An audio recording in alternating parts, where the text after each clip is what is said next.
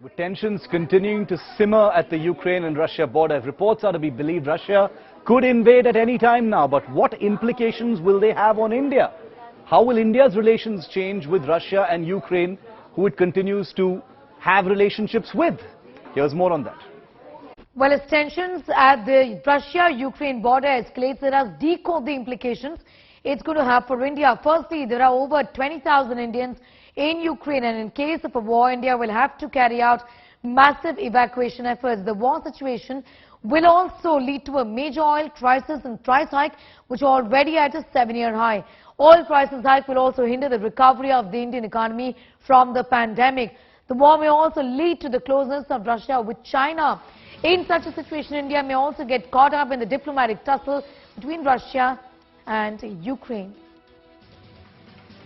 With war clouds in the air, things are moving really rapidly. The United States is relocating its Ukraine embassy, operations from the capital Kiev to the western city of Lviv, citing a dramatic acceleration in the build-up of Russian forces. Here's the latest that we know from the ground.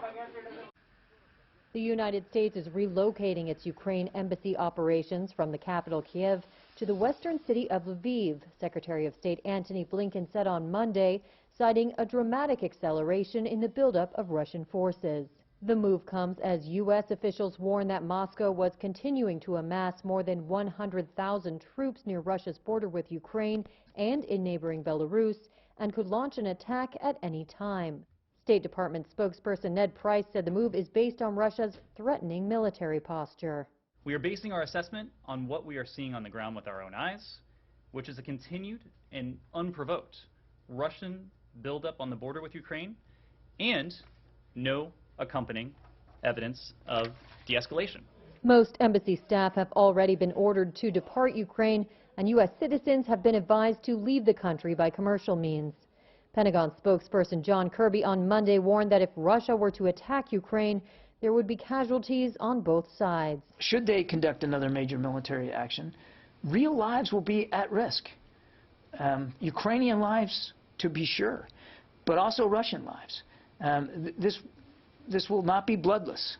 Moscow denies Western accusations that it is planning an invasion. Russia suggested on Monday that it was ready to keep talking to the West to try to defuse the security crisis.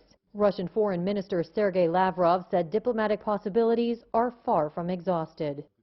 As tensions continue to simmer on the streets of Ukraine, especially near the border, United States President Joe Biden has sent out a message to his Russian counterpart Vladimir Putin. In an hour-long conversation, Biden has urged Putin to de-escalate this ongoing face-off with Ukraine and try and indulge in diplomacy.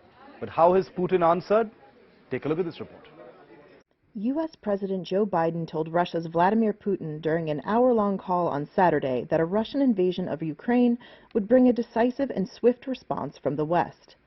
Biden also said such a move would produce widespread suffering and diminish Russia's standing in the world. The two men spoke by phone in the latest effort to avert hostilities, just a day after Washington and its allies warned a Russian invasion could happen any time. Russia continues to deny having any such plans, saying it has amassed more than 100,000 troops near the Ukrainian border to maintain its own security against aggression by NATO allies. A senior Biden administration official said the call was professional and substantive, touching on all the issues the U.S. has raised in public, but added there was no fundamental change. The official said it remains unclear whether Putin is willing to pursue a diplomatic path.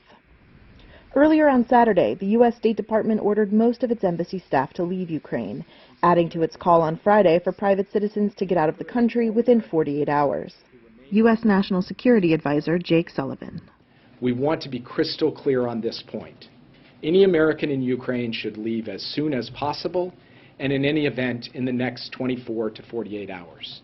The Pentagon said it was withdrawing about 150 military trainers. More countries told their citizens in Ukraine to leave the country immediately, with Israel, Portugal, and Bulgaria joining the list. Several thousand Ukrainians rallied in Kyiv on Saturday to show unity amid fears of an invasion, as Ukraine's leader Volodymyr Zelensky told people to remain calm.